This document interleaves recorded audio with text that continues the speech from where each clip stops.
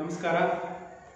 10ನೇ ತರಗತಿಯ ಪ್ರೀತಿ ವಿದ್ಯಾರ್ಥಿಗಳೇ, ನನ್ನ ಹೆಸರು ಅಜ್ಜಪ್ಪ ಡಿ, ಸಹಶಿಕ್ಷಕರು, ಸಮಾಜ ವಿಜ್ಞಾನ, ಶ್ರೀ ಮಲ್ಲೇಶ್ವರ ಪ್ರೌಢಶಾಲೆ, ಮಾರವಳ್ಳಿ, ಶಿಕಾರಿಪುರ ತಾಲೂಕು, ಶಿವಮೊಗ್ಗ ಜಿಲ್ಲೆ. ಪ್ರೀತಿಯ ವಿದ್ಯಾರ್ಥಿಗಳೇ, ಈಗಾಗಲೇ ಸರ್ವೇಸಾಮಾನ್ಯವಾಗಿ ನಮಗೆ ಗೊತ್ತಿರ್ತಕ್ಕಂತಹ ವಿಚಾರ ಏನಪ್ಪ ಅಂತಂದ್ರೆ, ವಿಶ್ವದ ರಾಷ್ಟ್ರಗಳೇನಿದ್ದಾವೆ ಆ ಎಲ್ಲ ರಾಷ್ಟ್ರಗಳನ್ನ ಪ್ರಮುಖವಾಗಿ 3 ಭಾಗಗಳಾಗಿ ನಾವು ವಿಂಗಡಿಸ್ತಾ ಇದ್ದೀವಿ. ಎಷ್ಟು ಭಾಗಗಳಾಗಿ? 3 ಭಾಗಗಳಾಗಿ ವಿಂಗಡಿಸ್ತಾ ಇದ್ದೀವಿ. ಯಾವ್ಯಾವ ಭಾಗಗಳನ್ನ ನಾವು ಗಮನಿಸೋದಾದ್ರೆ, ಅಭಿವೃದ್ಧಿ ರಾಷ್ಟ್ರಗಳು, ಅಭಿವೃದ್ಧಿಶೀಲ ರಾಷ್ಟ್ರಗಳು ಮತ್ತು ಹಿಂದುಳಿದಿರ್ತಕ್ಕಂತಹ ರಾಷ್ಟ್ರಗಳು. ಎಷ್ಟು ಭಾಗಗಳಾಗಿ? 3 ಭಾಗಗಳಾಗಿ ವಿಂಗಡಿಸ್ತಾ ಇದ್ದೀವಿ. 1 ಅಭಿವೃದ್ಧಿ ರಾಷ್ಟ್ರಗಳು, 2 ಅಭಿವೃದ್ಧಿಶೀಲ ರಾಷ್ಟ್ರಗಳು, 3ನೇದು ಹಿಂದುಳಿದಿರ್ತಕ್ಕಂಥ ರಾಷ್ಟ್ರಗಳಾಗಿ 3 ಗುಂಪುಗಳಾಗಿ ನಾವು ವಿಶ್ವದ ರಾಷ್ಟ್ರಗಳನ್ನ ಕಾಣ್ತಾ ಇದ್ದೀವಿ. ಹಾಗಾದ್ರೆ ಇವತ್ತು ಈ ದಿನ ಭಾರತ ಅಂತಕ್ಕಂಥದ್ದು 3ರಲ್ಲಿ ಯಾವ ಗುಂಪಿಗೆ ಸೇರಿರ್ತಕ್ಕಂಥದ್ದು? ಹೇಳ್ತೀರಾ? Yes, very good. ಯಾವುದಕ್ಕೆ? ಅಭಿವೃದ್ಧಿಶೀಲ ರಾಷ್ಟ್ರಗಳ ಗುಂಪಿಗೆ. ಅಂದ್ರೆ ಭಾರತ ಅಂತಕ್ಕಂಥದ್ದು 1947 ಆಗಸ್ಟ್ 15ರಂದು ಸ್ವಾತಂತ್ರ್ಯವನ್ನ ಪಡ್ಕೊಂಡು ಇಲ್ಲಿಗೆ 73 ವರ್ಷಗಳ ಕಳೆದ್ರೂ ಕೂಡ ಭಾರತ ಅಂತಕ್ಕಂಥದ್ದು ಎಂತಹ ರಾಷ್ಟ್ರವಾಗಿದೆ? ಅಭಿವೃದ್ಧಿಶೀಲ ರಾಷ್ಟ್ರವಾಗಿದೆ. ಒಪ್ಕೋಬಹುದು ನಾವು? ಹಾಗಾದ್ರೆ ಇನ್ನೂ ಅಭಿವೃದ್ಧಿಶೀಲ ರಾಷ್ಟ್ರಗಳ ಗುಂಪಿನಲ್ಲಿನೇ ಭಾರತ ಅಂತಕ್ಕಂಥದ್ದು ಇದೆ ಅನ್ನೋದಾದ್ರೆ, ಯಾಕೆ ನಾವು ಅಭಿವೃದ್ಧಿ ಹೊಂದಲಿಕ್ಕೆ ಸಾಧ್ಯ ಆಗ್ತಾ ಇಲ್ಲ? ಅಥವಾ ಹಿಂದೆ ಹೇಗೆ ಹಿಂದುಳಿದಿರ್ತಕ್ಕಂಥ ರಾಷ್ಟ್ರವಾಗಿತ್ತು ಭಾರತ ಅನ್ನೋದನ್ನ ನಾವು ಗಮನಿಸೋದಾದ್ರೆ, ಹಲವಾರು ಅಂಶಗಳನ್ನು ನಾವು ಇಲ್ಲಿ ನೆನಪಿನಲ್ಲಿ ಇಟ್ಕೋಬೇಕು ಅಥವಾ ಗಮನದಲ್ಲಿ ಇಟ್ಕೋಬೇಕಾಗಿರ್ತಕ್ಕಂಥದ್ದು. ಪ್ರಮುಖವಾಗಿ 73 ವರ್ಷಗಳ ನಂತರ ಭಾರತನೂ ಕೂಡ ಅಭಿವೃದ್ಧಿಶೀಲ ರಾಷ್ಟ್ರಗಳಲ್ಲಿ ಹೊಂದಲಿಕ್ಕೆ ಸಾಧ್ಯ ಆಗ್ತಾ ಇಲ್ಲ ಅಥವಾ ಅಭಿವೃದ್ಧಿಯನ್ನು ಹೊಂದಲಿಕ್ಕೆ ಸಾಧ್ಯ ಆಗ್ತಾ ಇಲ್ಲ ಅನ್ನೋದಕ್ಕೆ ಹಲವಾರು ಕಾರಣಗಳು ನಿಮಗೆ ಈಗ ಆಲ್ರೆಡಿ ಗೊತ್ತಾಗಿರ್ಬೋದು. ಯಾಕೆ ಭಾರತ ಅಂತಕ್ಕಂಥದ್ದು ಅಭಿವೃದ್ಧಿಶೀಲ ರಾಷ್ಟ್ರಗಳ ಗುಂಪಿನಲ್ಲಿನೇ ಇದೆ, ಅಭಿವೃದ್ಧಿ ರಾಷ್ಟ್ರ ಆಗಲಿಕ್ಕೆ ಯಾಕೆ ಸಾಧ್ಯತೆ ಇಲ್ಲ ಅಂತ ಹೇಳ್ಬಿಟ್ಟು ನಿಮಗೆ ಅನಿಸ್ತಾ ಇರ್ಬೋದು. ಹೌದು ತಾನೆ? ಅದಕ್ಕೆ ಪ್ರಮುಖ ಕಾರಣ ಏನಪ್ಪಾ ಅಂತಂದ್ರೆ, ಇಲ್ಲಿ ವಿದೇಶಿಯರ ದಾಳಿ ಅಂತಕ್ಕಂಥದ್ದು. ವಿದೇಶಿಯರು ಭಾರತಕ್ಕೆ ಬಂದಂತಹ ಸಂದರ್ಭದಲ್ಲಿ ಭಾರತದಲ್ಲಿರ್ತಕ್ಕಂಥ ಎಲ್ಲ ಸಂಪನ್ಮೂಲ ಅಂತಕ್ಕಂಥದ್ದು ಏನಿದೆ, ಈ ಎಲ್ಲಾ ಸಂಪನ್ಮೂಲಗಳನ್ನು ನಾವು ಏನ್ ಮಾಡ್ಕೊಂಡು ಹೋಗಿದ್ರು? ದೋಚ್ಕೊಂಡು ಹೋಗಿದ್ರು. ಆ ಒಂದು ಕಾರಣಕ್ಕೆ ಭಾರತ ಅಂತಕ್ಕಂಥದ್ದು ಹಿಂದುಳಿದಿರ್ತಕ್ಕಂತಹ ರಾಷ್ಟ್ರವಾಗಿ ಇತ್ತೀಚಿನ ದಿನಗಳಲ್ಲಿ ಅಂದ್ರೆ 73 ವರ್ಷಗಳ ನಂತರ ಭಾರತ ಅಂತಕ್ಕಂಥದ್ದು ಅಭಿವೃದ್ಧಿಯ ಪಥದಲ್ಲಿ ಹಂಬೇದಲ್ಲಿಂದ ಬರ್ತಾ ಇರ್ತಕ್ಕಂಥದ್ದು ನಾವು ಕಾಣ್ತಾ ಇದ್ದೀವಿ. ಹಾಗಾದ್ರೆ ಭಾರತ ಅಂತಕ್ಕಂಥದ್ದು ಹಿಂದುಳಿಲಿಕ್ಕೆ ಪ್ರಮುಖ ಕಾರಣಗಳನ್ನ ನಾವು ಗಮನಿಸೋದಾದ್ರೆ, ವಿದೇಶಿಯರ ದಾಳಿ ಅಂತಕ್ಕಂಥದ್ದು ನಮಗೆ ಈಗ ಆಲ್ರೆಡಿ ಗೊತ್ತಾಗಿದೆ. ಹೌದು ತಾನೆ? ಒಪ್ಕೋಬೋದಲ್ವಾ? ಭಾರತ ಅಂತಕ್ಕಂಥದ್ದು ಹಿಂದುಳಿಲಿಕ್ಕೆ ಪ್ರಮುಖ ಕಾರಣ ಏನು? ವಿದೇಶಿಯರ ದಾಳಿ ಅಂತಕ್ಕಂಥದ್ದನ್ನು ನಾವಿಲ್ಲಿ ಗಮನಿಸಬಹುದಾಗಿದೆ. ಹಾಗಾದ್ರೆ ಇತಿಹಾಸದ ಮೊದಲ ಅಧ್ಯಾಯವಾಗಿರ್ತಕ್ಕಂತಹ ಯಾವುದು? ಭಾರತಕ್ಕೆ ಯುರೋಪಿಯನ್ನರ ಆಗಮನ ಅಂತಕ್ಕಂತಹ ಒಂದು ಅಂಶವನ್ನ ಅಥವಾ ಈ ಒಂದು ಅಧ್ಯಾಯದಲ್ಲಿ ಸಂಪೂರ್ಣವಾಗಿ ಭಾರತಕ್ಕೆ ಏನು ಯುರೋಪಿಯನ್ನರು ಆಗಮಿಸಿದ್ರು, ದಾಳಿಯನ್ನ ಮಾಡಿದ್ರು, ಆಗ ಭಾರತದಲ್ಲಿ ಏನೆಲ್ಲ ಸಮಸ್ಯೆಗಳು ಅಥವಾ ಯಾವ ಕಾರಣದಿಂದ ಇದು ಹಿಂದುಳಿದಿತ್ತು ಅನ್ನೋದನ್ನು ನಾವು ಗಮನಿಸಬಹುದು. ಅದಕ್ಕಾಗಿಯೇ ಭಾರತಕ್ಕೆ ಯುರೋಪಿಯನ್ನರ ಆಗಮನ ಈ ಒಂದು ಅಧ್ಯಯನದಲ್ಲಿ ಬರ್ತಕ್ಕಂತಹ ಪ್ರಮುಖವಾಗಿರ್ತಕ್ಕಂಥ ಅಂಶಗಳನ್ನ ನಾವು ಮೊದಲು ಗಮನಿಸಬೇಕಾಗಿರ್ತಕ್ಕಂಥದ್ದು. ಎಷ್ಟು ಅಂಶಗಳನ್ನ ಇದು ಒಳಗೊಂಡಿದೆ? 4 ಅಂಶಗಳನ್ನ ಒಳಗೊಂಡಿರ್ತಕ್ಕಂಥದ್ದು. ಯಾವುದು? ಭಾರತಕ್ಕೆ ಯುರೋಪಿಯನ್ನರ ಆಗಮನ ಅಂತಕ್ಕಂಥದ್ದು ಏನಿದೆ, ಇದರಲ್ಲಿ ಪ್ರಮುಖವಾಗಿ 4 ಅಂಶಗಳನ್ನ ನಾವು ಕಾಣ್ತಾ ಇದ್ದೀವಿ. ಮೊದಲಾಗಿರ್ತಕ್ಕಂಥದ್ದು ಮಕ್ಕಳೇ, ಭಾರತವು ಯುರೋಪಿಯನ್ನರೊಂದಿಗೆ ಹೊಂದಿದ್ದ ವ್ಯಾಪಾರ ಸಂಬಂಧ. ಈಗಾಗಲೇ ನಮಗೆ ಗೊತ್ತು, ಭಾರತ ಅಂತಕ್ಕಂಥದ್ದು ಪ್ರಾಚೀನ ಕಾಲದಿಂದ, ಈಗಂತಲ್ಲ ಹಿಂದಿನ ಕಾಲದಿಂದಲೂ ಕೂಡ ಭಾರತದ ಜೊತೆ ಪ್ರಾಚೀನ ಕಾಲದಲ್ಲಿ ವ್ಯಾಪಾರ ಸಂಪರ್ಕವನ್ನ ಭಾರತ ಅಂತಕ್ಕಂಥದ್ದು ಯುರೋಪಿಯನ್ನರ ಜೊತೆ ಹೊಂದಿತ್ತು. ಮೊದಲನೇ ಅಂಶ ಯಾವುದು? ಭಾರತವು ಯುರೋಪಿಯನ್ನರಿಗೆ ಹೊಂದಿದ್ದ ವ್ಯಾಪಾರ ಸಂಬಂಧ. ಇನ್ನು 2ನೇ ಅಂಶ, ಕಾನ್ಸ್ಟಾಂಟಿನೋಪಲ್ ನಗರದ ವಶ. ಮೊದಲನೇದಾಗಿರ್ತಕ್ಕಂಥದ್ದು ಯಾವುದು? ಭಾರತವು ಯುರೋಪಿಯನ್ನರೊಂದಿಗೆ ಹೊಂದಿರತಕ್ಕಂತಹ ವ್ಯಾಪಾರ ಸಂಬಂಧ. ಇನ್ನು 2ನೇ ಅಂಶ ಯಾವುದು ಬರುತ್ತೆ? ಕಾನ್ಸ್ಟಾಂಟಿನೋಪಲ್ ನಗರದ ವಶ ಅಂತಕ್ಕಂಥದ್ದು ಇದು ಎರಡನೇ ಅಂಶ. ಇನ್ನು ಮೂರನೇದಾಗಿರ್ತಕ್ಕಂಥದ್ದು ಭಾರತಕ್ಕೆ ಹೊಸ ಜಲಮಾರ್ಗ. ಇದು ಮೋಸ್ಟ್ ಇಂಪಾರ್ಟೆಂಟ್ ಆಗಿರ್ತಕ್ಕಂಥ ಪ್ರಮುಖವಾಗಿರ್ತಕ್ಕಂತಹ ಒಂದು ಅಂಶ. ಯಾವುದು? ಭಾರತಕ್ಕೆ ಹೊಸ ಜಲಮಾರ್ಗವನ್ನ ಕಂಡುಹಿಡಿದಿರ್ತಕ್ಕಂಥದ್ದು. ಇನ್ನು ನಾಲ್ಕನೇದು ಯುರೋಪಿನ ವ್ಯಾಪಾರೀಯ ಕಂಪನಿಗಳು.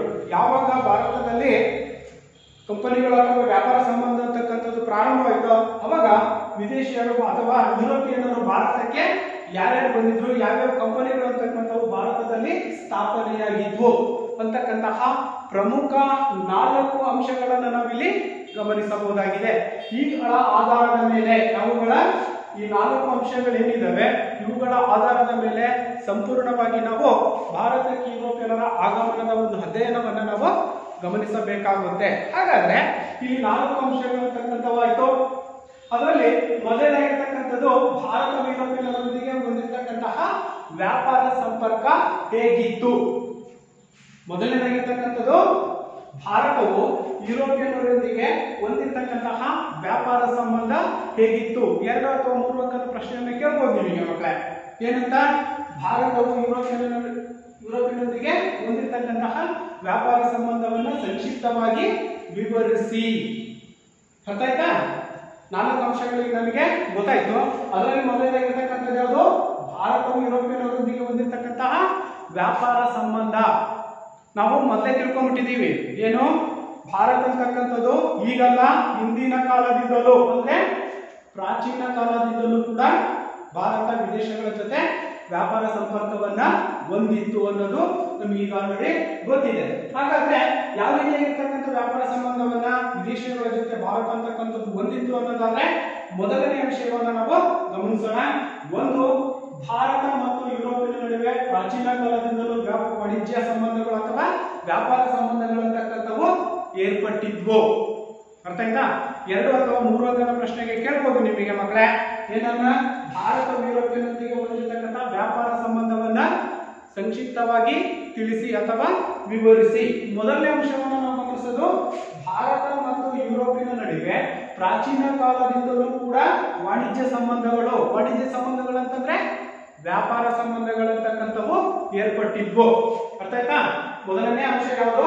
ಭಾರತ ಮತ್ತು ಯುರೋಪಿನ ನಡುವೆ ಪ್ರಾಚೀನ ಕಾಲದಿಂದಲೂ, ಇಂಥ ಏಷ್ಯನ್ ಪೀರಿಯಡ್ ಅಂತ ನಾವೇನ್ ಕರಿತೀವಿ, ಹಿಂದಿನ ಕಾಲದಿಂದಲೂ ಕೂಡ ಸಂಪರ್ಕ ಅಂತಕ್ಕಂಥದ್ದು ವ್ಯಾಪಾರ ಸಂಬಂಧವನ್ನ ಹೊಂದಿತ್ತು. ಮೊದಲನೇ ಅಂಶ. ಇನ್ನು ಎರಡನೇದು ಪ್ರಮುಖವಾಗಿ ಭಾರತದ ಸಾಂಬಾರು ಪದಾರ್ಥಗಳು. ಗೊತ್ತಿದೆ ನಮಗೆ ಸರ್ವಸಾಮಾನ್ಯವಾಗಿ, ನೀವು 7ನೇ ತರಗತಿಯಲ್ಲಿ ತಿಳ್ಕೊಂಡಿರ್ಬೋದು. ಭಾರತ ವಿದೇಶಗಳ ಜೊತೆ ಪ್ರಾಚೀನ ಕಾಲದಿಂದಲೂ ಕೂಡ ವ್ಯಾಪಾರ ಸಂಬಂಧವನ್ನ ಹೊಂದಿತ್ತು ಅನ್ನೋದಕ್ಕೆ ನಮಗೆ ಆಲ್ರೆಡಿ ಗೊತ್ತಿದೆ. ಯಾವ ಉದ್ದೇಶಕ್ಕೆ ಹೊಂದಿತ್ತು ಅಂತಂದ್ರೆ ಭಾರತದಲ್ಲಿ ಸಿಗ್ತಕ್ಕಂತ ಸಾಂಬಾರು ಪದಾರ್ಥಗಳಿಗೆ ಯುರೋಪಿನಲ್ಲಿ ಏನಾಗ್ತಾ ಇತ್ತು? ಹೆಚ್ಚಿನ ಬೇಡಿಕೆ ಅಂತಕ್ಕಂಥದ್ದು ಬರ್ತಾ ಇತ್ತು ಅಲ್ವಾ? ಹಾಗಾದ್ರೆ ಆ ಒಂದು ಸಾಂಬಾರು ಪದಾರ್ಥಗಳು ಯಾವುವು ಅನ್ನೋದನ್ನ ನಾವು ಗಮನಿಸೋದಾದ್ರೆ ಸರ್ವಸಾಮಾನ್ಯವಾಗಿ ನಮಗೆಲ್ಲರಿಗೂ ಕೂಡ ಮಕ್ಕಳಿಗೆ ಗೊತ್ತಿರುತ್ತೆ. ಸಾಂಬಾರು ಪದಾರ್ಥಗಳು ಗೊತ್ತಲ್ವಾ? ಎಸ್, ಅವೇ ಯಾವ ಭಾರತದ ಸಾಂಬಾರು ಪದಾರ್ಥಗಳಾಗಿರ್ತಕ್ಕಂಥ ಮೆಣಸು, ಜೀರಿಗೆ, ದಾಲ್ಚಿನ್ನಿ, ಏಲಕ್ಕಿ ಮತ್ತು ಶುಂಠಿ ಮುಂತಾಗಿರ್ತಕ್ಕಂಥ ಉತ್ಪಾದನೆಗಳಿಗೆ ಯುರೋಪಿನಲ್ಲಿ ಅಪಾರವಾಗಿರ್ತಕ್ಕಂಥ ಬೇಡಿಕೆ ಅಂತಕ್ಕಂಥದ್ದು ಇತ್ತು. ಅರ್ಥ ಆಯ್ತಲ್ಲ? ಯಾವ ರೀತಿಯಾಗಿ ಪ್ರಾಚೀನ ಕಾಲದಿಂದಲೂ ಭಾರತದ ಜೊತೆ ಸಂಬಂಧವನ್ನು ಹೊಂದಿದ್ರು ಯುರೋಪಿಯನ್ನರು ಅನ್ನೋದಕ್ಕೆ ಮುಖ್ಯ ಕಾರಣವಾಗಿರ್ತಕ್ಕಂಥ ವಿಷಯ ಯಾವುದು? ಸಾಂಬಾರು ಪದಾರ್ಥಗಳಿಗೆ ಯುರೋಪಿನಲ್ಲಿ ಹೆಚ್ಚಿನ ಬೇಡಿಕೆ ಅಂತಕ್ಕಂಥದ್ದು, ಅಂದ್ರೆ ಅಪಾರವಾಗಿರ್ತಕ್ಕಂಥ ಬೇಡಿಕೆ ಅಂತಕ್ಕಂಥದ್ದು ಇತ್ತು.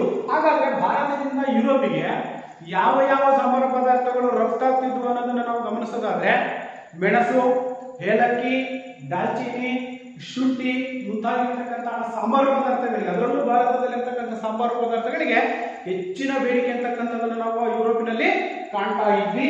ಇದು ಎರಡನೇ. ಇನ್ನು ಮೂರನೇ ಅಂಶವನ್ನು ನಾವು ಗಮನಿಸೋದಾದ್ರೆ ಮಧ್ಯಕಾಲದಲ್ಲಿಯೂ ಯುರೋಪ್, ಭಾರತ ಮತ್ತು ಇತರ ಏಷ್ಯಾ ದೇಶಗಳ ನಡುವಿನ ವ್ಯಾಪಾರ ಅಂತಕ್ಕಂಥದ್ದು ಮುಂದುವರಿತು. ಹಿಂದೆ ಪ್ರಾಚೀನ ಕಾಲ ಅಲ್ಲ, ಮಧ್ಯಕಾಲದಲ್ಲೂ ಕೂಡ ಭಾರತ ಅಂತಕ್ಕಂಥದ್ದು ವಿದೇಶಿಯರ ಜೊತೆ ವ್ಯಾಪಾರ ಸಂಪರ್ಕವನ್ನ ಹೊಂದಿತ್ತು ಅನ್ನೋದನ್ನ ನಾವು ಮೂರನೇ ಅಂಶದಲ್ಲಿ ಗಮನಿಸ್ತಕ್ಕಂಥದ್ದು. ಇನ್ನ ನಾಲ್ಕನೇ ಅಂಶಕ್ಕೆ ಬಂದಾಗ ಏಷ್ಯಾದ ಸರಕುಗಳನ್ನ ಅರಬ್ ವರ್ತಕರು ಪೂರ್ವ ರೋಮನ್ ಸಾಮ್ರಾಜ್ಯದ ರಾಜಧಾನಿಯಾದ ಕಾನ್ಸ್ಟಾಂಟಿನೋಪಲ್ ನಗರಕ್ಕೆ ತಲುಪಿಸ್ತಾ ಇದ್ರು. ಏನು? ಈ ಒಂದು ವ್ಯಾಪಾರ ಸಂಪರ್ಕ ಅಂತಕ್ಕಂಥದ್ದು ನಡೀತಾ ಇತ್ತು ಯುರೋಪ್ ಮತ್ತು ಭಾರತದ ನಡುವೆ. ಆ ಸಂದರ್ಭದಲ್ಲಿ ಇಲ್ಲಿ ಏಷ್ಯಾದ ಸರಕುಗಳು ಏನು ನಮ್ಮ ಕಡೆಯಿಂದ ಹೋಗ್ತಕ್ಕಂತಹ ಸರಕುಗಳೇನಿದ್ವು ಆ ಸರಕುಗಳನ್ನ ಏನ್ ಮಾಡ್ತಾ ಇದ್ರು ಅರಬ್ ವರ್ತಕರು ಅಂತ ನಾವು ಯಾರು ಕರಿತೀವಿ ಇಲ್ಲಿ ಯಾಕಂದ್ರೆ ಮಕ್ಕಳೇ ಯಾರು ವ್ಯಾಪಾರಸ್ಥರು ಅಲ್ವಾ. ವ್ಯಾಪಾರಸ್ಥರು ಏನಿದ್ದಾರೆ ಆ ಒಬ್ಬ ವ್ಯಾಪಾರಸ್ಥರ ಮೂಲಕ ಪೂರ್ವ ರೋಮ್ ಸಾಮ್ರಾಜ್ಯದ ರಾಜಧಾನಿಯಾಗಿರ್ತಕ್ಕಂತಹ ಕಾನ್ಸ್ಟಂಟಿನೋಪಲ್ ನಗರಕ್ಕೆ ಅವರು ಏನ್ ಮಾಡ್ತಾ ಇದ್ರು ತಲುಪಿಸ್ತಾ ಇದ್ರು. ಇಲ್ಲಿ ನಮಗೆ ಒಂದು ಸಂಶಯ ಅಂತಕ್ಕಂಥದ್ದು ಉಂಟಾಗುತ್ತೆ. ಒಂದು ಅಂಕದ ಪ್ರಶ್ನೆನೂ ಕೂಡ ನಿಮಗೆ ಕೇಳ್ಬೋದು. ಏನಂತ ರೋಮ್ ಸಾಮ್ರಾಜ್ಯದ ಪೂರ್ವ ರೋಮ್ ಸಾಮ್ರಾಜ್ಯದ ರಾಜಧಾನಿ ಯಾವ್ದಪ್ಪ ಅಂತ ಕೇಳ್ಬೋದು. ನಮಗೆ ಯಾವ್ದಂತ ಹೇಳ್ಬೇಕಾಗುತ್ತೆ ನಾವು ಕಾನ್ಸ್ಟಂಟಿನೋಪಲ್ ನಗರ. ಈಗಿನ ಕಾನ್ಸ್ಟಂಟಿನೋಪಲ್ ನಗರಕ್ಕೆ ಈಗ ಇರ್ತಕ್ಕಂಥ ಹೆಸರು ಏನಪ್ಪ ಅಂತಂದ್ರೆ ಇಸ್ತಾನ್ಬುಲ್. ನಿಮ್ಮ ಟೆಕ್ಸ್ಟ್ ಬುಕ್ ಅಲ್ಲಿ ಇರಲ್ಲ, ಸರ್ವೇ ಸಾಮಾನ್ಯವಾಗಿ ನಾವು ಅದನ್ನ ಸಾಮಾನ್ಯ ಜ್ಞಾನದಿಂದ ಅಥವಾ ತಿಳ್ಕೋಬೇಕಾಗಿರ್ತಕ್ಕಂಥದ್ದು. ಕಾನ್ಸ್ಟಂಟಿನೋಪಲ್ ನಗರಕ್ಕೆ ಇರ್ತಕ್ಕಂಥ ಇನ್ನೊಂದು ಹೆಸರು ಯಾವ್ದಂತ ಕರಿತೀವಿ ನಾವು ಇಸ್ತಾನ್ಬುಲ್ ಅಂತಲೂ ಕೂಡ ಕರಿತೀವಿ. ಇನ್ನ ಮುಂದಿನ ಅಂಶವನ್ನು ನಾವು ಗಮನಿಸೋದಾದ್ರೆ ಅಲ್ಲಿಂದ ಇಟಲಿಯ ವರ್ತಕರು ಅವುಗಳನ್ನ ಕೊಂಡು ಯಾವುಗಳನ್ನ ರೋಮ್ ಸಾಮ್ರಾಜ್ಯದಿಂದ ವರ್ತಕರು ಏನ್ ತರ್ತಾ ಇದ್ರೋ ಆ ಸಂಬಾರ ಪದಾರ್ಥಗಳನ್ನ ಇಟಲಿಯ ವರ್ತಕರು ಅವುಗಳನ್ನ ಕೊಂಡು ಯುರೋಪಿನ ದೇಶಗಳಲ್ಲಿ ಮಾರಾಟವನ್ನ ಮಾಡ್ತಾ ಇದ್ರು. ಯಾಕೆ ಮಾರಾಟವನ್ನ ಮಾಡ್ತಾ ಇದ್ರು? ಹೆಚ್ಚಿನ ಲಾಭ ಅಂತಕ್ಕಂಥದ್ದು ಬರ್ತಾ ಇತ್ತು. ಇಲ್ಲಿ ನಮಗೆ ಇನ್ನೊಂದು ಅಂಶವನ್ನು ನಾವು ಅರ್ಥಶಾಸ್ತ್ರಕ್ಕೆ ಹೋದ್ರೆ ಪುನರಫ್ತು ಅಂತ ಕರಿತೀವಿ. ಪುನರಫ್ತು ಗೊತ್ತಲ್ಲ ನಮಗೆ, ವಸ್ತುಗಳನ್ನ ಕೊಂಡ್ಕೊಂಡ್ಬಿಟ್ಟು ಒಂದ್ ದೇಶದಿಂದ ಇನ್ನೊಂದು ದೇಶಕ್ಕೆ ಮಾರಾಟವನ್ನ ಮಾಡ್ತಕ್ಕಂಥದ್ದು ಅಲ್ವಾ. ಹಾಗಾಗಿ ಏನ್ ಮಾಡ್ತಾ ಇದ್ರು, ರೋಮಿಂದ ಬಂದಿರತಕ್ಕಂಥ ವಸ್ತುಗಳನ್ನ ಇಟಲಿಯವರು ಏನ್ ಮಾಡ್ತಾ ಇದ್ರು ಅವುಗಳನ್ನ ಕೊಂಡ್ಕೊಂಡ್ಬಿಟ್ಟು ಬೇರೆ ಯುರೋಪಿನ ಪ್ರದೇಶಗಳಿಗೆ ಅಥವಾ ದೇಶಗಳಿಗೆ ವಸ್ತುಗಳನ್ನ ಮಾರಾಟವನ್ನ ಮಾಡ್ತಾ ಇದ್ರು.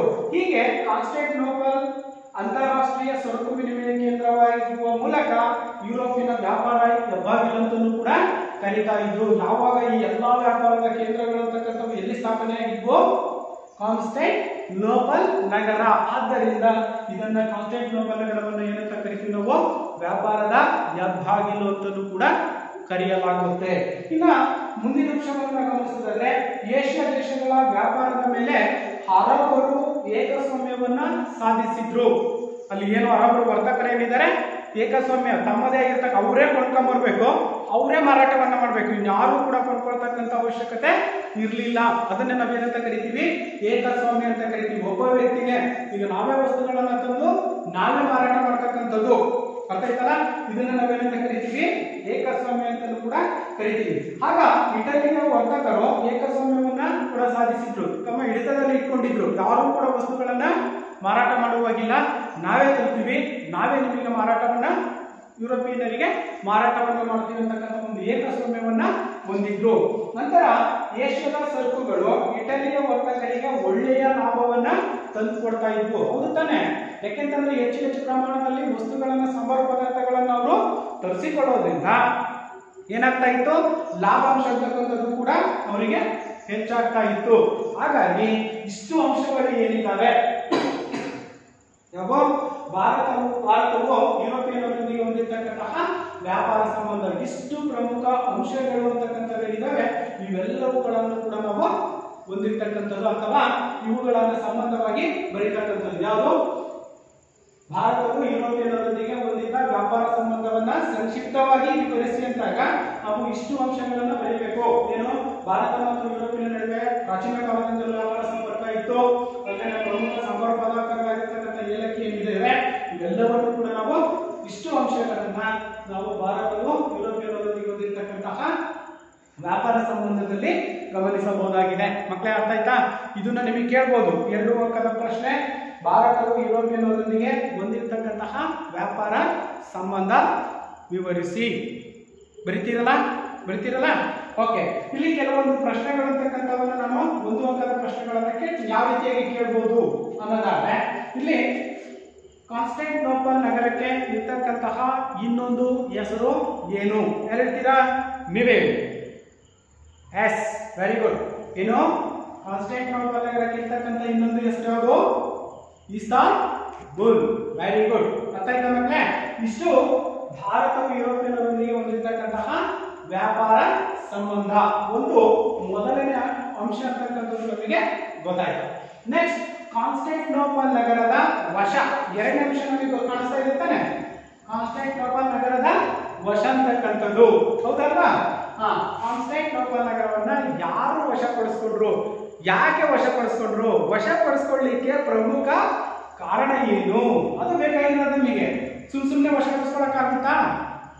ಇಲ್ಲ, ಯಾವ್ದಾದ್ರು ಒಂದು ಕಾರಣ ಅಂತಕ್ಕಂಥದ್ದು ಇರಲೇಬೇಕಾಗುತ್ತೆ. ಅದಕ್ಕೆ ಇಲ್ಲಿ ಕಾನ್ಸ್ಟಾಂಟಿನೋಪಲ್ ನಗರದ ವಶವನ್ನು ನಾವು ಗಮನಿಸೋಣ. ಯಾಕೆ ಅಂತಂದ್ರೆ ಕಾನ್ಸ್ಟಾಂಟಿನೋಪಲ್ ನಗರ ಅಂತಕ್ಕಂಥದ್ದೇನಿದೆ ವ್ಯಾಪಾರದ ಹೆಬ್ಬಾಗಿಲಾಗಿತ್ತು. ಇಟಲಿ ಅವರು ಏನ್ ಮಾಡ್ತಾ ಇದ್ರು, ಅಲ್ಲಿ ಏನ್ ಮಾಡ್ತಾ ಇದ್ರು ಇಟಲಿಯವರು? ವಸ್ತುಗಳನ್ನ ತರಿಸ್ಕೊಳ್ತಕ್ಕಂಥದ್ದು, ಹೆಚ್ಚಿನ ಲಾಭವನ್ನ ಪಡಿತಕ್ಕಂಥ ಉದ್ದೇಶದಿಂದ ಅವ್ರು ಏನ್ ಮಾಡ್ತಾ ಇದ್ರು, ವ್ಯಾಪಾರ ಸಂಪರ್ಕವನ್ನ ಹೊಂದಿದ್ರು. ಲಾಭ ಅಂತಕ್ಕಂಥ ಬರ್ತಿತ್ತು. ಲಾಭ ಅಂತಕ್ಕಂಥದ್ದು ಬಂದ್ಮೇಲೆ ಸರ್ವೇ ಸಾಮಾನ್ಯವಾಗಿ ನಾವು ಅಭಿವೃದ್ಧಿಯನ್ನ ಹೊಂದ್ತೀವಿ. ಹಾಗಾದ್ರೆ ಇಷ್ಟೆಲ್ಲ ಲಾಭದಾಯಕವಾಗಿರ್ತಕ್ಕಂತಹ ಆ ಒಂದು ಪ್ರದೇಶವನ್ನ ಯಾರು ಏಕೆ ವಶಪಡಿಸ್ಕೊಂಡ್ರು ಪ್ರಶ್ನೆ ಮಕ್ಕಳ ಇಲ್ಲಿ ನಮಗೆ ಬರ್ತಕ್ಕಂಥದ್ದು. ಎಂತ ಪ್ರಶ್ನೆ? ಕಾನ್ಸ್ಟಾಂಟಿನೋಪಲ್ ನಗರ ವ್ಯಾಪಾರದಲ್ಲಿನೇ ಪ್ರಮುಖವಾಗಿರ್ತಕ್ಕಂತಹ ಒಂದು ಸ್ಥಾನಮಾನವನ್ನ ಹೊಂದಿರತಕ್ಕಂತಹ ಪ್ರದೇಶ. ಆದ್ರೆ ಇದನ್ನ ಯಾಕೆ ವಶವನ್ನ ಪಡಿಸ್ಕೊಂಡ್ರು ಅನ್ನೋದು ನಮಗೆ ಪ್ರಶ್ನೆ. ಯಾರು ವಶಪಡಿಸ್ಕೊಂಡ್ರು, ಯಾವ ಕಾರಣಕ್ಕಾಗಿ ವಶಪಡಿಸ್ಕೊಂಡ್ರು ಅನ್ನೋದು ಈಗ ನಾವು ಗಮನಿಸಬೇಕಾಗಿರ್ತಕ್ಕಂಥದ್ದು. ನೋಡೋಣ. ಎಸ್, ಒಂದು, ಏಷ್ಯಾ ಮತ್ತು ಯುರೋಪ್ ನಡುವಿನ ವ್ಯಾಪಾರ ವ್ಯವಹಾರಗಳು ಕಾನ್ಸ್ಟಾಂಟಿನೋಪಲ್ ನಗರದ ಮೂಲಕವೇ ನಡೀತಾ ಇತ್ತು. ಮೊದಲನೇ ಅಂಶವನ್ನು ನಾವು ಗಮನಿಸ್ತಾ ಇದ್ದೀವಿ. ಯಾವುದು? ಕಾನ್ಸ್ಟಾಂಟಿನೋಪಲ್ ನಗರದ ವಶ ಅಂತಕ್ಕಂಥದ್ದೇನಿದೆ, ಈ ಒಂದು ಅಂಶದಲ್ಲಿ ಏಷ್ಯಾ ಮತ್ತು ಯುರೋಪ್ ನಡುವಿನ ವ್ಯಾಪಾರ ವ್ಯವಹಾರಗಳು ಕಾನ್ಸ್ಟಾಂಟಿನೋಪಲ್ ನಗರದ ಮೂಲಕನೇ ನಡೀತಾ ಇದ್ವು. ಎಲ್ಲಾ ಕಡೆಯಿಂದನೂ ಕೂಡ, ಈ ಕಡೆ ಬಂದ್ರು ಈ ಕಡೆ ಬಂದ್ರು ಎಲ್ಲಾ ಕಡೆನೂ ಕೂಡ್ತಕ್ಕಂತಹ ರಸ್ತೆ ಯಾವ್ದಾಗಿತ್ತು ನಮಗೆ? ಕಾನ್ಸ್ಟಾಂಟಿನೋಪಲ್ ನಗರವಾಗಿತ್ತು. ಅರ್ಥ ಆಯ್ತಲ್ಲ? ಕಾನ್ಸ್ಟಾಂಟಿನೋಪಲ್ ನಗರದ ಮೂಲಕನೇ ಯುರೋಪಿಯನ್ನರು ವ್ಯಾಪಾರ ಸಂಪರ್ಕವನ್ನ ಹೊಂದಿದ್ರು. ಒಂದು. ಇನ್ನು ಎರಡನೇದು, 1453ರಲ್ಲಿ ಆಟೋಮನ್ ಟರ್ಕರು ಕಾನ್ಸ್ಟಾಂಟಿನೋಪಲ್ ನಗರವನ್ನ ವಶಪಡಿಸಿಕೊಂಡ್ರು.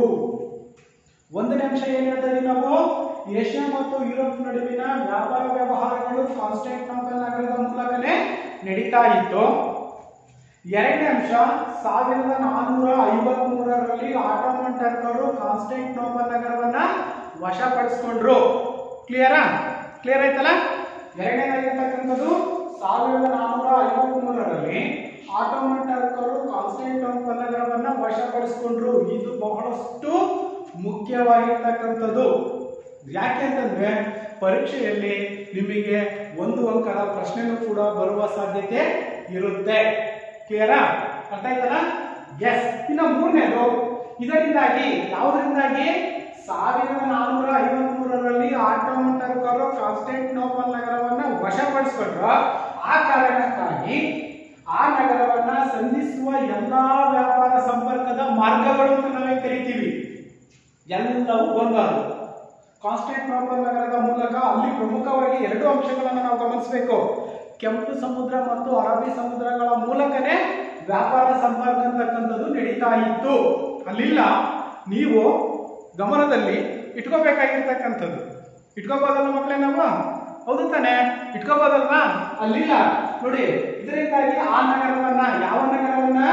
ಕಾನ್ಸ್ಟಾಂಟಿನೋಪಲ್ ನಗರ ಏನಿದೆ ಆ ನಗರವನ್ನ ಸಂಧಿಸುವ ಎಲ್ಲಾ ವ್ಯಾಪಾರಗಳ ಮಾರ್ಗಗಳು ಅಂತಕ್ಕಂಥವರು ಟರ್ಕರ ನಿಯಂತ್ರಣಕ್ಕೆ ಒಳಪಟ್ಟರು. ಯಾವುದು? ಕೆಂಪು ಸಮುದ್ರ ಆಗಿರ್ಬೋದು, ಅರಬ್ಬಿ ಸಮುದ್ರ ಆಗಿರ್ಬೋದು. ಯಾವುದರ ಮೂಲಕ ನಡೀತಾ ಇತ್ತು? ಕಾನ್ಸ್ಟಾಂಟಿನೋಪಲ್ ನಗರ.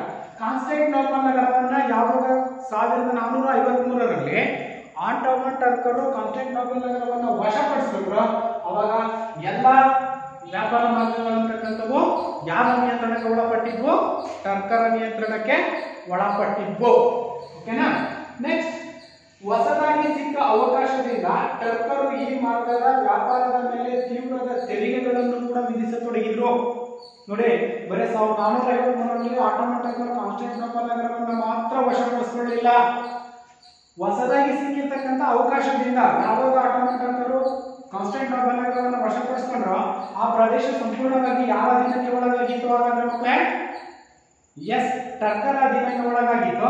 ಆ ಮಾರ್ಗದಲ್ಲಿ ನಡೀತಕ್ಕಂಥ ವ್ಯಾಪಾರ ಏನಿದೆ ಆ ವ್ಯಾಪಾರದ ಮೇಲೆ ಹೆಚ್ಚಿನ ತೆರಿಗೆಗಳನ್ನು ಕೂಡ ವಿಧಿಸ್ತಾ ಇದ್ರು. ಯಾವಾಗ ಹೆಚ್ಚಿನ ತೆರಿಗೆಗಳನ್ನ ಅವ್ರ ಮೇಲೆ ವಿಧಿಸ್ತಾ ಇದ್ರು, ಹೆಚ್ಚು ಲಾಭ ಆಗ್ತಕ್ಕಂಥದ್ದು ಯಾರಿಗೆ ಬರ್ತಾ ಇತ್ತು? ಟರ್ಕರಿಗೆ ಬರ್ತಾ ಇತ್ತು. ಆ ಒಂದು ಕಾರಣಕ್ಕೆ ಒಂದು ಹೆಚ್ಚಿನ ಪ್ರಮಾಣದ ತೆರಿಗೆಗಳನ್ನ ಅವರು ವಿಧಿಸತೊಡಗಿದ್ರು. ಇನ್ನ ಐದನೇದಾಗಿರ್ತಕ್ಕಂಥದ್ದು ಪರಿಣಾಮವಾಗಿ, ಈ ತೆರಿಗೆಗಳ ಪರಿಣಾಮವಾಗಿ ವರ್ತಕರಿಗೆ ಈ ಮಾರ್ಗದ ವ್ಯಾಪಾರವು ಲಾಭದಾಯಕವಾಗಿ ಪರಿಣಮಿಸಲಿಲ್ಲ. ವರ್ತಕರಂದ್ರೆ ಯಾರಿಲ್ಲಿ? ವ್ಯಾಪಾರಸ್ಥರು. ಯಾವಾಗ ಆಟೋಮನ್ ಟರ್ಕರು ಕಾನ್ಸ್ಟಾಂಟಿನೋಪಲ್ ನಗರ ವಶಪಡಿಸ್ಕೊಂಡ್ರು, ಅಲ್ಲೇನ್ ಮಾಡ್ತಾ ಇದ್ರು? ವ್ಯಾಪಾರಸ್ಥರ ಮೇಲೆ ಅಧಿಕವಾಗಿರ್ತಕ್ಕಂಥ ತೆರಿಗೆಗಳನ್ನ, ಕಂದಾಯಗಳನ್ನ ಅವರು ಕಟ್ಸ್ಕೊಳ್ತಾ ಇದ್ರು. ಅವಾಗ ಏನಾಯ್ತು? ವರ್ತಕರಿಗೆ ಲಾಭ ಅಂತಕ್ಕಂಥದ್ದಲ್ಲಿ ಸಿಗ್ಲೇ ಇಲ್ಲ, ನಷ್ಟ ಅಂತಕ್ಕಂಥದ್ದು ಉಂಟಾಗ್ತಾ ಇತ್ತು. ಕಾರಣ ಏನು? ಆಟೋಮನ್ ಟರ್ಕರು ಆ ಒಂದು ಪ್ರದೇಶವನ್ನ ವಶಪಡಿಸಿಕೊಂಡಿದ್ರು, ಹೆಚ್ಚಿನ ತೆರಿಗೆಗಳನ್ನ ಹಾಕ್ತಾ ಇದ್ರು. ಆ ಒಂದು ಕಾರಣದಿಂದ ಅಲ್ಲಿ ವರ್ತಕರಿಗೆ ವ್ಯಾಪಾರದಲ್ಲಿ ನಷ್ಟ ಅಂತಕ್ಕಂಥದ್ದು ಉಂಟಾಗಿತ್ತು. ನಂತರ ಇದೇ ವೇಳೆ ಇಟಲಿಯ ವರ್ತಕರ ಏಕಸ್ವಾಮ್ಯವನ್ನು ಕೂಡ ಮುರಿಯಲು ಸ್ಪೇನ್, ಪೋರ್ಚುಗಲ್ ಮೊದಲಾದ ಯುರೋಪಿನ ದೇಶಗಳ ರಾಜರು ಹೊಸ ಸಮುದ್ರ ಮಾರ್ಗಗಳನ್ನು ಹುಡುಕಲು ಸಾಹಸಿ ನಾವಿಕರಿಗೆ ಪ್ರೋತ್ಸಾಹವನ್ನು ಕೊಟ್ಟರು. ಯಾವಾಗ 1453ರಲ್ಲಿ ಕಾನ್ಸ್ಟಾಂಟಿನೋಪಲ್ ನಗರವನ್ನ ಟರ್ಕರು ವಶಪಡಿಸಿಕೊಂಡ್ರು, ಅವಾಗ ಅಲ್ಲಿ ವ್ಯಾಪಾರ ಅಂತಕ್ಕಂಥದ್ದು ಸಂಪೂರ್ಣವಾಗಿ ನಿಂತೋಯ್ತು. ಲಾಭಕ್ಕಾಗಿ ಹೆಚ್ಚಿನ ತೆರಿಗೆಗಳನ್ನು ಮಾರಾಟ ಮಾಡ್ತಾ ಇದ್ರು. ಅಲ್ಲಿ ವರ್ತಕರೇ ಇಲ್ದಂಗಾದ್ರು ಆ ಒಂದು ಯುರೋಪಿನ ಪ್ರದೇಶಗಳಲ್ಲಿ. ಅವಾಗ ಏನಾಯ್ತು? ಇಲ್ಲಿ ಸ್ಪೇನ್ ಮತ್ತು ಪೋರ್ಚುಗಲ್ ಮೊದಲಾದ ಯುರೋಪಿನ ರಾಷ್ಟ್ರಗಳಿಗೂ ಕೂಡ ಏನ್ ಬೇಕಾಗಿತ್ತು? ಮುಖ್ಯವಾಗಿ ಮಕ್ಕಳೇ, ಸಾಂಬಾರು ಪದಾರ್ಥಗಳು ಅಲ್ವಾ? ಹಾಗಾಗಿ ಅವ್ರೇನ್ ಮಾಡಿದ್ರು? ಏನಾದ್ರು ಮಾಡಿ ಆ ಮಾರ್ಗವನ್ನು ಓಪನ್ ಮಾಡಬೇಕು ಅಥವಾ ತೆರಿಬೇಕು. ಇಲ್ಲ ಅಂತಂದ್ರೆ ಭಾರತಕ್ಕೆ ಹೊಸ ಜಲಮಾರ್ಗವನ್ನ ಕಂಡುಹಿಡಿಯತಕ್ಕಂಥದ್ದು ಏನಾಗಿತ್ತು? ಅನಿವಾರ್ಯವಾಗಿತ್ತು. ಯಾಕೆ ಅಂತಂದ್ರೆ ಇಲ್ಲಿ ಅವರಿಗೆ ಸಾಂಬಾರು ಪದಾರ್ಥಗಳಿಗೆ ಬಹಳಷ್ಟು ಅವಶ್ಯಕತೆ ಇರತಕ್ಕಂಥದ್ದು ಇತ್ತು. ಹಾಗಾಗಿ ಸ್ಪೇನ್ ಮತ್ತು ಪೋರ್ಚುಗಲ್ ಮೊದಲಾದ ಯುರೋಪಿನ ದೇಶಗಳ ರಾಜರು ಹೊಸ ಸಮುದ್ರ ಮಾರ್ಗವನ್ನ ಕಂಡುಹಿಡಿಯುವುದಕ್ಕೋಸ್ಕರ ಸಾಹಸಿ ನಾವಿಕರು ಕರೆಯನ್ನ ಕೊಟ್ಟರು, ಪ್ರೋತ್ಸಾಹವನ್ನ ನೀಡಿದ್ರು. ಏನಂತ?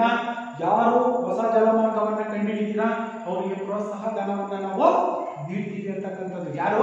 ಯುರೋಪಿನ ರಾಷ್ಟ್ರಗಳಾಗಿರ್ತಕ್ಕಂಥ ಸ್ಪೇನ್ ಮತ್ತು ಪೋರ್ಚುಗೀಸರು ಸಾಹಸಿ ನಾವಿಕರು. ನಾವಿಕರಂದ್ರೆ ಯಾರು? ಯಾರು ನಾವಿಕರಂದ್ರೆ? ಯಾರು ಕರಿತೀವಿ ನಾವು ಮಕ್ಕಳೇ ನಾವಿಕರು ಅಂತ? ಯಾರನ್ನು ಕರಿತೀವಿ? Very good. ಯಾರೇ? ದೋಣಿ ನಡೆಸ್ತಕ್ಕಂಥವ್ರು, ಅವ್ರನ್ನ ನಾವು ಏನಂತ ಕರಿತೀವಿ? ನಾವಿಕರು ಅಂತ ಕರಿತೀವಿ. ಅಂತ ನಾವಿಕರನ್ನ ಸಾಹಸಿ ನಾವಿಕರಿಗೆ ಕರೆಯನ್ನ ಕೊಟ್ಟರು ಹೊಸ ಜಲಮಾರ್ಗವನ್ನ ಕಂಡುಹಿಡಿಯಲಿಕ್ಕೆ.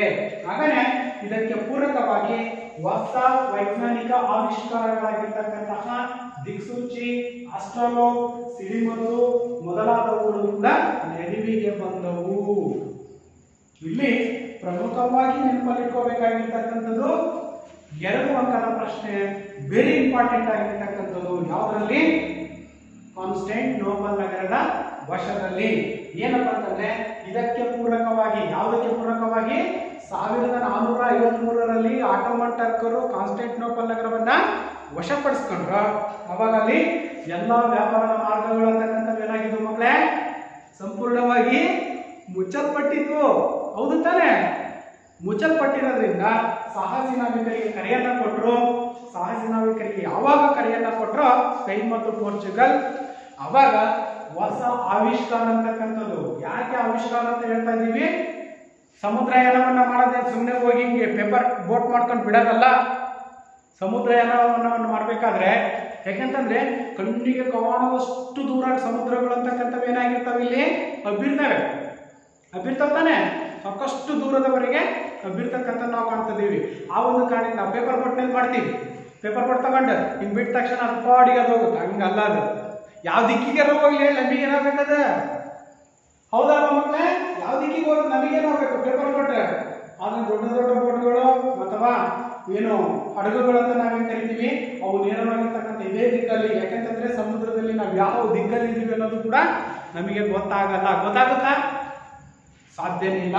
ಹಾಗಾಗಿ ಇದಕ್ಕೆ ಪೂರಕವಾಗಿ ಹೊಸ ವೈಜ್ಞಾನಿಕ ಆವಿಷ್ಕಾರಗಳು ಕಂಡುಹಿಡ್ಕೊಂಡಿದ್ರು. ಯಾರು? ಯುರೋಪಿಯನ್ನರು. ನೀವು ಕೇಳಬಹುದು 2 ಅಂಕದ ಪ್ರಶ್ನೆ. ಭಾರತಕ್ಕೆ ಹೊಸ ಜಲಮಾರ್ಗವನ್ನು ಕಂಡುಹಿಡಿಯಲಿಕ್ಕೆ ಪ್ರಮುಖವಾಗಿ ಬೇಕಾಗಿರ್ತಕ್ಕಂಥ ಅಥವಾ ವೈಜ್ಞಾನಿಕವಾಗಿ ಕಂಡುಹಿಡಿದಿರ್ತಕ್ಕಂಥ ಆವಿಷ್ಕಾರಗಳು ಯಾವುವು ಅಂತೇಳಿ ನಮಗೆ ಇಲ್ಲಿ ಒಂದು ನೆನಪಿಟ್ಕೋಬೇಕಾಗಿರ್ತಕ್ಕಂಥದ್ದು, ಯುರೋಪಿಯನ್ನರಿಗೆ ಮತ್ತು ಸ್ಪೇನಿಯರಿಗೆ ಭೂಗೋಳಶಾಸ್ತ್ರದ ಬಗ್ಗೆ ಸಾಕಷ್ಟು ಕಾಳಜಿ ಅಂತಕ್ಕಂಥದ್ದು, ಆಸಕ್ತಿ ಅಂತಕ್ಕಂಥದ್ದು ಇತ್ತು. ಗೊತ್ತಾಗುತ್ತಲ್ಲ ನಮಗೆ ಭೂಗೋಳ, ಅದ್ರ ಬಗ್ಗೆ ಆಸಕ್ತಿ ಅಂತಕ್ಕಂಥದ್ದು ಇತ್ತು. ಆವಾಗ ಏನ್ ಮಾಡಿದ್ರು, ಜಲಮಾರ್ಗವನ್ನು ಕಂಡುಹಿಡಿಯತಕ್ಕಂಥ ಉದ್ದೇಶದಿಂದ ವೈಜ್ಞಾನಿಕ ಆವಿಷ್ಕಾರಗಳಾಗಿರ್ತಕ್ಕಂತಹ ದಿಕ್ಸೂಚಿಯನ್ನು ಯಾಕೆ ಬಳಸ್ತೀವಿ ಮಕ್ಕಳ ನಾವು? ಹಾಗಾದ್ರೆ ಎದಕ್ಕೆ ಬಳಸ್ತೀವಿ? ದಿಕ್ಕುಗಳನ್ನ ತಿಳ್ಕೊಳಕ್ಕೆ. ಸಮುದ್ರ ಮಾರ್ಗವಾಗಿ ನಾವು ಹೋಗ್ತಾ ಇರ್ತೀವಿ, ಸಮುದ್ರ ಮಾರ್ಗವಾಗಿ ಹೋಗ್ಬೇಕಾದ್ರೆ ನಾವು ಯಾವ ದಿಕ್ಕಲ್ಲಿದ್ದೀವಿ ಅನ್ನೋದನ್ನು ಕೂಡ ನಮಗೆ ಗೊತ್ತಾಗಲ್ಲ, ಕಂಪಾಸ್ ಅಂತ ಕರಿತೀವಿ ಅಲ್ವಾ? ದಿಕ್ಸೂಚಿಗಳಂತಕ್ಕಂಥವು ನಮಗಿದ್ದೇ ಆದ್ರೆ ನಾವು ಯಾವ ಮಾರ್ಗದಲ್ಲಿ ಚಲಿಸ್ತಾ ಇದ್ವಿ, ಪೂರ್ವದಲ್ಲಿದ್ದೀವೋ, ಪಶ್ಚಿಮದಲ್ಲಿದ್ದೀವೋ, ಉತ್ತರದಲ್ಲಿದ್ದೀವೋ, ದಕ್ಷಿಣದಲ್ಲಿದ್ದೀವೋ, ಅಥವಾ ಇನ್ನ 8 ಏನಿದಾವೆ ದಿಕ್ಕುಗಳು, ಯಾವ ದಿಕ್ಕಲ್ಲಿದ್ದೀವಿ ಅನ್ನೋದು ನಮಗೆ ಗೊತ್ತಾಗಬೇಕು ಅಲ್ವಾ? ಹಾಗಾಗಿ ದಿಕ್ಸೂಚಿ ಅಂತಕ್ಕಂಥದ್ದು ಅವರಿಗೆ ಗೊತ್ತಿತ್ತು. ಅದೇ ಅವಾಗಲೇ ಹೇಳಿದ್ವಿ ನಾವು, ಏನು ಭೂಗೋಳಶಾಸ್ತ್ರದ ಬಗ್ಗೆ ಅತಿಯಾಗಿರ್ತಕ್ಕಂಥ ಜ್ಞಾನವನ್ನ ಅವರು ಹೊಂದಿದ್ರು. ಹಾಗಾಗಿ ಈ ಒಂದು ಸಮುದ್ರಯಾನವನ್ನು ಮಾಡ್ಬೇಕಾದ್ರೆ ಅವರು ದಿಕ್ಸೂಚಿಗಳನ್ನ ಬಳಸ್ತಾ ಇದ್ರು. ಹಾಗೇನೆ ಆಸ್ಟ್ರೋಲೋಬ್. ಏನ್ ಆಸ್ಟ್ರೋಲೋಬ್ ಅಂದ್ರೆ ಮಕ್ಕ ಗೊತ್ತಾ ಯಾರಿಗಾದ್ರೂ? ಅದನ್ನು ನಾವು ಕನ್ನಡದಲ್ಲಿ ಗ್ರಹೋನ್ನತಿ ಮಾಪಕ ಅಂತ ಕರಿತೀವಿ. ಏನಂತ ಕರಿತೀವಿ? ಗ್ರಹೋನ್ನತಿ ಮಾಪಕ. ಆಸ್ಟ್ರೋಲೋಬ್ ಮೀನ್ಸ್ ಗ್ರಹೋನ್ನತಿ ಮಾಪಕ ಅಂತ ಕರಿತೀವಿ. ಏನು ಗ್ರಹೋನ್ನತಿ ಮಾಪಕ ಅಂತಂದ್ರೆ, ಒಂದು ಗ್ರಹದಿಂದ ಮತ್ತೊಂದು ಗ್ರಹಕ್ಕೆ ಇರ್ತಕ್ಕಂಥ ದೂರವನ್ನ ಅಳಿತಕ್ಕಂಥದ್ದು. ಮಾಪನ ಅಂದ್ರೆ ಏನು? ಅಳತೆ ಮಾಡ್ತಕ್ಕಂಥದ್ದು. ಅಲ್ಲೇ ಇದೆ ಉತ್ತರ ಅಲ್ವಾ? ಆಸ್ಟ್ರೋಲೋಬ್ ಮೀನ್ಸ್ ಏನ್? ಆಸ್ಟ್ರೋಲೋಬ್ ಅಂತಂದ್ರೆ ನಕ್ಷತ್ರ ಮಾಪನ ಅಂತ ಕರಿತೀವಿ. ನಕ್ಷತ್ರ ಮಾಪನ ಅಂತಂದ್ರೆ ಒಂದು ಗ್ರಹದಿಂದ ಮತ್ತೊಂದು ಗ್ರಹಕ್ಕೆ ಇರ್ತಕ್ಕಂಥ ದೂರ ಮಾಪನ ಅಳಿತಕ್ಕಂಥದನ್ನ ನಾವೇನಂತ ಕರಿತೀವಿ? ಆಸ್ಟ್ರೋಲೋಬ್ ಅಂತ ಕರಿತೀವಿ. ಅರ್ಥ ಆಯ್ತಾ ಮಕ್ಕಳೇ? ಹಾಗೇನೆ ನೆಕ್ಸ್ಟ್ ಸಿಡಿಮದ್ದುಗಳು. ಸಿಡಿಮದ್ದು ಅಂದ್ರೆ ಗೊತ್ತಲ್ಲ, ದೀಪಾವಳಿ ಅಂತ ಬಂದ ತಕ್ಷಣ ಬರುತ್ತೆ ಕೆಲವೇ ದಿನಗಳಲ್ಲಿ ದೀಪಾವಳಿ, ಅವಾಗ ತರ್ತೀವಲ್ಲ ನಾವು ಮನೆಗಳಿಗೆ ಸಿಡಿಮದ್ದು, ಆಟೋ ಬಾಂಬು, ಲಕ್ಷ್ಮೀ ಪಟಾಕಿ, ಇನ್ನೇನು ಯಾವು ಅವು ಇವು ಅಲ್ವಾ? ಆ ರೀತಿಯಾಗಿ ಸಿಡಿಮದ್ದು ಮೊದಲಾದವುಗಳ ನೆರವಿಗೆ ಬಂದಿರ್ತಕ್ಕಂಥದ್ದು ನಾವು ಕಾಣ್ತಾ ಇದ್ದೀವಿ. ಇಷ್ಟು ಕಾನ್ಸ್ಟಾಂಟಿನೋಪಲ್ ನಗರದ ವಶ ಅಂತಕ್ಕಂಥದ್ದು. ಇನ್ನೊಂದ್ಸರಿ ಹೇಳ್ಬಿಡ್ತೀನಿ, ಏಷ್ಯಾ ಮತ್ತು ಯುರೋಪ್ ನಡುವಿನ ವ್ಯವಹಾರಗಳು ಕಾನ್ಸ್ಟಾಂಟಿನೋಪಲ್ ನಗರದ ಮೂಲಕನೇ ನಡೀತಾ ಇತ್ತು. 1453ರಲ್ಲಿ ಆಟೋಮನ್ ಟರ್ಕ್ ಅವರು ಕಾನ್ಸ್ಟಾಂಟಿನೋಪಲ್ ನಗರವನ್ನ ವಶಪಡಿಸಿಕೊಂಡ್ರು. ಇದರಿಂದಾಗಿ ಆ ನಗರವನ್ನು ಸಂಧಿಸುವ ಎಲ್ಲಾ ವ್ಯಾಪಾರ ಮಾರ್ಗಗಳಂತಕ್ಕಂಥವು ಏನಾಗಿತ್ತು ಮಕ್ಕಳೇ? ಮುಚ್ಚಲ್ಪಟ್ಟಿದ್ವು. ಹೊಸದಾಗಿ ಸಿಕ್ಕ ಅವಕಾಶದಿಂದ ಟರ್ಕರು ಈ ಒಂದು ವ್ಯಾಪಾರದ ಮೇಲೆ ತೀವ್ರತರವಾಗಿರ್ತಕ್ಕಂಥ ತೆರಿಗೆಗಳನ್ನು ಅವರು ವಿಧಿಸ್ತಾ ಇದ್ರು. ಇನ್ನು ಕೊನೆಯದಾಗಿರ್ತಕ್ಕಂಥದ್ದು ಪೂರಕವಾಗಿ ಹೊಸ ವೈಜ್ಞಾನಿಕ ಆವಿಷ್ಕಾರಗಳಾಗಿರ್ತಕ್ಕಂಥ ದಿಕ್ಸೂಚಿ, ಆಸ್ಟ್ರೋಲೋಬ್, ಸಿಡಿಮದ್ದುಗಳು ಕೂಡ ಇವರಿಗೆ ಸಹಾಯಕ್ಕೆ ಬಂದವು. ಯಾವುದಕ್ಕೆ? ಹೊಸ ಜಲಮಾರ್ಗವನ್ನ ಕಂಡುಹಿಡಿಯಲಿಕ್ಕೆ. ಕ್ಲಿಯರ್ ಆಯ್ತಾ? ಇಲ್ಲಿ ನಿಮಗೆ ಒಂದು ಅಂಕದ ಪ್ರಶ್ನೆಯನ್ನ ಕೇಳಬಹುದು. ಆಟೋಮನ್ ಟರ್ಕ್ ಅವರು ಕಾನ್ಸ್ಟಾಂಟಿನೋಪಲ್ ನಗರವನ್ನ ಯಾವಾಗ ವಶಪಡಿಸಿಕೊಂಡರು? It is the very most important ಒಂದು ಅಂಕದ ಪ್ರಶ್ನೆ. ಕ್ಲಿಯರ್ ಆಯ್ತಾ ಮಕ್ಕಳೇ? ಅರ್ಥ ಆಯ್ತಲ್ಲ? ಆಟೋಮನ್ ಟರ್ಕ್ ಅವರು ಕಾನ್ಸ್ಟಾಂಟಿನೋಪಲ್ ನಗರವನ್ನು ಯಾವಾಗ ವಶಪಡಿಸಿಕೊಂಡ್ರು? ಹಾಗಾದ್ರೆ ಎಸ್ ನೀವು ಹೇಳಿ. ನೀವು ಹೇಳಿ. 1453ರಲ್ಲಿ. ಅರ್ಥ ಆಯ್ತಾ? ಹಾಗಾದ್ರೆ ಯುರೋಪಿಯನ್ನರು ಹೊಸ ಜಲಮಾರ್ಗವನ್ನ ಕಂಡುಹಿಡಿಯಲಿಕ್ಕೆ ಹೊಸ ಆವಿಷ್ಕಾರಗಳನ್ನ ಬಳಸಿದ್ರು. ಆ ಆವಿಷ್ಕಾರಗಳು ಯಾವುವು ಅಂತ 2 ಅಂಕದ ಪ್ರಶ್ನೆಯನ್ನ ಕೇಳಬಹುದು. ನೀವು ಅವಾಗ ಬರೀಬೇಕಾಗಿರ್ತಕ್ಕಂಥದ್ದು ಯಾವುದು? ದಿಕ್ಸೂಚಿಯನ್ನ ಬಳಸ್ತಾ ಇದ್ರು, ಆಸ್ಟ್ರೋಲೋಬ್ ಅನ್ನ ಬಳಸ್ತಾ ಇದ್ರು, ಮತ್ತೆ ಇನ್ನೊಂದ್ಯಾವುದು? ಸಿಡಿಮದ್ದುಗಳನ್ನ ಬಳಸ್ತಾ ಇದ್ರು. ಈ ರೀತಿಯಾಗಿ 1453ರಲ್ಲಿ ಆಟೋಮನ್ ಟರ್ಕ್ ಅವರು ಕಾನ್ಸ್ಟಾಂಟಿನೋಪಲ್ ನಗರವನ್ನ ವಶಪಡಿಸಿಕೊಂಡರು. ಕ್ಲಿಯರ್? ಅರ್ಥ ಆಯ್ತಾ ಅನ್ಕೊಂಡಿದ್ದೀನಿ ಮಕ್ಕಳೇ? ಅರ್ಥ ಆಯ್ತಲ್ಲ? ಎಸ್. ಮುಂದೆ ನೋಡೋಣ. ಭಾರತಕ್ಕೆ ಈಗ ಹೊಸ ಜಲಮಾರ್ಗ. ಕಾನ್ಸ್ಟಾಂಟಿನೋಪಲ್ ನಗರ ವಶಪಡಿಸಿಕೊಂಡಿದ್ದೀಗ ಟರ್ಕ್ ಅವರು ಗೊತ್ತಾಯ್ತು ನಿಮಗೆ 1453. ಅಲ್ಲಿ ವಶಪಡಿಸಿಕೊಂಡಾಗ ಏನಾಯ್ತು ಮಕ್ಕಳೇ? ನಮಗೆ ಏನಾಯ್ತು? ವ್ಯಾಪಾರ ಸಂಪರ್ಕ ಬಿದ್ದೋಯ್ತು. ಅವಾಗ ಏನಾಯ್ತು? ಯುರೋಪಿಯನ್ನರು ಏನ್ ಮಾಡಿದ್ರು? ಪೋರ್ಚುಗೀಸರು ಭಾರತಕ್ಕೆ ಹೊಸ ಜಲಮಾರ್ಗ ಕಂಡುಹಿಡಿತಕ್ಕಂಥದ್ದು ಅನಿವಾರ್ಯವಾಗಿತ್ತು. ಅಲ್ಲಿ ಸಾಹಸಿ ನಾವಿಕರಿಗೂ ಕೂಡ ಕರೆಯನ್ನ ಕೊಟ್ಟಿರ್ತಕ್ಕಂಥದ್ದು ನಮಗೆ ಆಲ್ರೆಡಿ ಗೊತ್ತಿದೆ ಅಲ್ವಾ. ನೋಡೋಣ ಭಾರತಕ್ಕೆ ಹೊಸ ಜಲಮಾರ್ಗ. ಇಲ್ಲಿ ಮೊದಲನೇಗಿರ್ತಕ್ಕಂಥದ್ದು ಲಿಸ್ಬನ್ ಹೊರಟ ಪೋರ್ಚುಗಲ್ ನಾವಿಕ ವಾಸ್ಕೋ ಡಿ ಗಾಮಾ 1498ರಲ್ಲಿ ಭಾರತದ ಅದರಲ್ಲೂ ಕೇರಳದ ಕಲ್ಲಿಕೋಟೆ ನೆನಪಿದೆಯಾ ಸಮೀಪದ ಕಪ್ಪಾಡ್ ಅಂತಕ್ಕಂತಹ ಒಂದು ಪ್ರದೇಶಕ್ಕೆ ಬಂದು ತಲುಪಿದನು. ನಿಮಗೆ ಒಂದು ವರ್ಗದ ಪ್ರಶ್ನೆಯನ್ನ ಕೇಳಬಹುದು ಮಕ್ಕಳೇ. ಏನಪ್ಪ ಅಂತಂದ್ರೆ ಭಾರತಕ್ಕೆ ಜಲಮಾರ್ಗವನ್ನ ಕಂಡುಹಿಡಿದವರು ಯಾರು ಕೇಳ್ಬೋದು ತಾನೆ? ಕೇಳ್ಬೋದಾ ಇಲ್ವಾ? ಪರೀಕ್ಷೆಯಲ್ಲಿ ಇದ್ದೇ ಇರುತ್ತೆ ಒಂದು ಅಂಕದ ಪ್ರಶ್ನೆ. ಕಾನ್ಸ್ಟಂಟಿನೋಪಲ್ ನಗರ ಆಗಿರ್ಬೋದು ಅಥವಾ ವಾಸ್ಕೋ ಡಿ ಗಾಮಾ ಆಗಿರ್ಬೋದು. ಭಾರತಕ್ಕೆ ಜಲಮಾರ್ಗವನ್ನ ಯಾರು ಕಂಡುಹಿಡಿದ್ರು, ಯಾವಾಗ ಕಂಡುಹಿಡಿದ್ರು? ಯಾರು ಕಂಡುಹಿಡಿದಿದ್ದು ಹಾಗಾದ್ರೆ? Vasco D gamma. ಯಾವಾಗ? 1498ರಲ್ಲಿ. ಕನ್ಫ್ಯೂಸ್ ಮಾಡ್ಕೋಬೇಡಿ. ಕಾನ್ಸ್ಟಂಟಿನೋಪಲ್ ನಗರವನ್ನ ಯಾವಾಗ ವಶಪಡಿಸಿಕೊಂಡ್ರು? 1453. ಹಾಗಾದ್ರೆ ಭಾರತಕ್ಕೆ ಹೊಸ ಜಲಮಾರ್ಗವನ್ನು ಕಂಡುಹಿಡಿದಿರ್ತಕ್ಕಂಥದ್ದು ಯಾವಾಗ? 1498. ನೀವೇ ಮಾಡ್ತೀರಾ? ಅದು ಬರೀಲ್ಲ ಇನ್ನು ಬೇರೆ ಕನ್ಫ್ಯೂಸ್ ಮಾಡ್ಕೊಂಡ್ಬಿಡೋದು. ಯಾಕಂದ್ರೆ ಒಂದೇ ಪಾಯಿಂಟ್ ಅವು ಒಂದೇ ತರನೇ ಕಾಣಿಸುತ್ತೆ. ಹಾಗಾಗಿ ಕನ್ಫ್ಯೂಸ್ ಮಾಡ್ಕೋಬಾರ್ದು. ಲಿಸ್ಬನ್ ಹೊರಟ ಪೋರ್ಚುಗಲ್ ನಾವಿಕ ವಾಸ್ಕೋ ಡಿ ಗಾಮಾ 1498ರಲ್ಲಿ ಭಾರತದ ಪಶ್ಚಿಮದ ಕರಾವಳಿ ತೀರದ ನವಪ್ರದೇಶ ಕಲ್ಲಿಕೋಟೆ ಸಮೀಪದ ಕಪ್ಪಾಡ್ ಅಂತಕ್ಕಂತಹ ಒಂದು ಪ್ರದೇಶಕ್ಕೆ ಅವನು ತಲುಪಿದನು. ಯಾರು? Vasco D gamma. ಯಾವಾಗ? 1498ರಲ್ಲಿ ಭಾರತದ ಕಲ್ಲಿಕೋಟೆಯನ್ನ ತಲುಪಿದ. ಕ್ಲಿಯರಾ? ಅರ್ಥ ಆಯ್ತಲ್ಲ? ಒಂದು. ಇನ್ನು ಎರಡನೇದು, ಆ ಮೂಲಕ ಭಾರತ ಹಾಗೂ ಯುರೋಪ್ ನಡುವೆ ಹೊಸ ಜಲಮಾರ್ಗವನ್ನ ಕಂಡುಹಿಡಿಯುವಲ್ಲಿ ಯಶಸ್ವಿಯಾದ. ಏನು ಯುರೋಪಿಯನ್ನರು ಸಾಹಸಿ ನಾವಿಕರಿಗೆ ಕರೆಯನ್ನು ಕೊಟ್ರ ಆ ಒಂದು ಸಂದರ್ಭದಲ್ಲಿ 1498ರಲ್ಲಿ ವಾಸ್ಕೋ ಡಿ ಗಾಮಾ ಜಲಮಾರ್ಗವನ್ನ ಕಂಡುಹಿಡಿಯಲಿಕ್ಕೋಸ್ಕರ ಬಂದ, ಭಾರತವನ್ನ ತಲುಪಿದ. ನಂತರ ಆ ಮೂಲಕ ಭಾರತ ಹಾಗೂ ಯುರೋಪಿನ ನಡುವೆ ಜಲಮಾರ್ಗ ಅಂತಕ್ಕಂಥದ್ದು ಕಂಡುಹಿಡಿದು ಯಶಸ್ವಿಯಾದ. ಇಲ್ಲಿ ಒಂದು ಅಂಕದ ಪ್ರಶ್ನೆ ಮಾತು ಬರುತ್ತೆ. ಈಗ ಆಲ್ರೆಡಿ ಒಂದು ಬಂದಿದೆ. ಯಾವುದು? ವಾಸ್ಕೋ ಡಿ ಗಾಮಾ 1498ರಲ್ಲಿ ಭಾರತಕ್ಕೆ ತಲುಪಿದನು, ಜಲಮಾರ್ಗವನ್ನ ಕಂಡುಹಿಡಿದಿರ್ತಕ್ಕಂಥವನು. ಇಲ್ಲಿ ಇನ್ನೊಂದು ಪ್ರಶ್ನೆ ಇದೆ. ಜಲಮಾರ್ಗವನ್ನ ಪ್ರೋತ್ಸಾಹಿಸಿದ ಮೊದಲ ದೇಶ ಯಾವುದು? ಯಾರಾದ್ರೂ ಹೇಳ್ತೀರಾ? ಅಲ್ಲೇ ಇದೆ ಉತ್ತರ ಅಲ್ವಾ. ಜಲಮಾರ್ಗವನ್ನ ಕಂಡುಹಿಡಿಯಲು ಪ್ರೋತ್ಸಾಹಿಸಿದ ಮೊದಲ ದೇಶ ಪೋರ್ಚುಗಲ್. ಪೋರ್ಚುಗೀಸರ ಪೋರ್ಚುಗಲ್. ಉತ್ತರ ನೋಡ್ರೆ ಅಲ್ಲೇ ಇದೆ ಅಲ್ವಾ. ಇದು ಎರಡನೇ. ಇನ್ನು ಮೂರನೇ ಅಂಶ, ವಾಸ್ಕೋ ಡಿ ಗಾಮಾವನ್ನು ಕಂಡುಹಿಡಿದ ಈ ಮಾರ್ಗವು ಸುಮಾರು ವರ್ಷಗಳ ಕಾಲ ಭಾರತ ಮತ್ತು ಯುರೋಪ್ ನಡುವಿನ ವ್ಯಾಪಾರ ಮಾರ್ಗವಾಗಿ ಏರ್ಪಟ್ಟಿತ್ತು. ಏನು ವಾಸ್ಕೋ ಡಿ ಗಾಮಾ 1498ರಲ್ಲಿ ಭಾರತಕ್ಕೆ ಹೊಸ ಜಲಮಾರ್ಗವನ್ನ ಕಂಡುಹಿಡಿದ್ರು. ಆ ಸಂದರ್ಭದಲ್ಲಿ ಸುಮಾರು ವರ್ಷಗಳ ಕಾಲ ಭಾರತ ಮತ್ತು ಯುರೋಪ್ನ ನಡುವಿನ ಸಂಬಂಧ, ವ್ಯಾಪಾರ ಸಂಬಂಧ ಅಂತಕ್ಕಂಥದ್ದು ಯಶಸ್ವಿಯಾಗಿ ನಡೀತಾ ಇತ್ತು. ಇನ್ನು ನಾಲ್ಕನೇದು, ಹೀಗೆ ಭಾರತದೊಂದಿಗೆ ಮರು ವ್ಯಾಪಾರ ಸಂಬಂಧವನ್ನು ಸ್ಥಾಪಿಸಿದ ಯುರೋಪಿಯನ್ನರಲ್ಲಿ ಪೋರ್ಚುಗೀಸರೇ ಮೊದಲಿಗರು.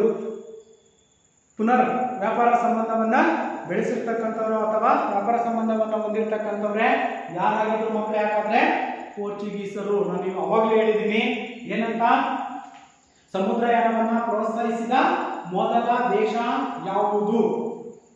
ಪೋರ್ಚುಗಲ್. ಇಷ್ಟು ಭಾರತಕ್ಕೆ ಹೊಸ ಜಲಮಾರ್ಗವನ್ನ ಕಂಡುಹಿಡಿದಿರ್ತಕ್ಕಂಥದ್ದು. ಈ 4 ಅಂಶಗಳನ್ನು ನೀವು ಗಮನದಲ್ಲಿ ಇಟ್ಕೋಬೇಕು. ಇನ್ನ ಭಾರತಕ್ಕೆ ಬಂದಂತಹ ಯುರೋಪಿನ ವ್ಯಾಪಾರಿ ಕಂಪನಿಗಳು ನಾವು ಆವಾಗಲೇ ಹೇಳಿದ್ದೀವಿ. ಭಾರತಕ್ಕೆ ಯಾರ್ಯಾರು ಬಂದಿದ್ರು ಅಂತ ಅನ್ನೋದು ಯುರೋಪಿನ ವ್ಯಾಪಾರಿಯ ಕಂಪನಿಗಳು ಅಂತ ಪ್ರಮುಖ ಅಂಶಗಳಲ್ಲಿನೇ ಹೇಳಿದ್ದೀವಿ. ಯಾರ್ಯಾರು ಬಂದಿದ್ರು ಹಾಗಾದ್ರೆ ಭಾರತಕ್ಕೆ ಬಂದಿರತಕ್ಕಂತಹ ಯುರೋಪಿನ ವ್ಯಾಪಾರಿ ಕಂಪನಿಗಳು ಯಾವುವು? ಮೊದಲಾಗಿರ್ತಕ್ಕಂಥವ್ರು ಪೋರ್ಚುಗೀಸರು, ನಮಗೆ ಗೊತ್ತಾಗಿದೆ. ಎರಡನೇರು ಡಚ್ಚರು, ಮೂರನೇರು ಇಂಗ್ಲಿಷರು, ನಾಲ್ಕನೇರು ಫ್ರೆಂಚರು. ನಿಮಗೆ 2 ಅಂಕದ ಪ್ರಶ್ನೆ ಕೇಳಬಹುದು ಮಕ್ಕಳೇ. ಏನು? ಭಾರತಕ್ಕೆ ಬಂದಂತಹ ಯುರೋಪಿನ ವ್ಯಾಪಾರಿ ಕಂಪನಿಗಳು ಯಾವುವು? ಮೊದಲಾಗಿ ಬಂದಿರತಕ್ಕಂಥವ್ರು ಯಾರು? ಪೋರ್ಚುಗೀಸರು. ಎರಡನೇದಾಗಿ ಬಂದಿರತಕ್ಕಂಥವ್ರು ಡಚ್ಚರು, ಮೂರನೇದಾಗಿ ಬಂದಿರತಕ್ಕಂಥವ್ರು ಇಂಗ್ಲಿಷರು, ನಾಲ್ಕನೇದಾಗಿ ಬಂದಿರತಕ್ಕಂಥವ್ರು ಫ್ರೆಂಚರು.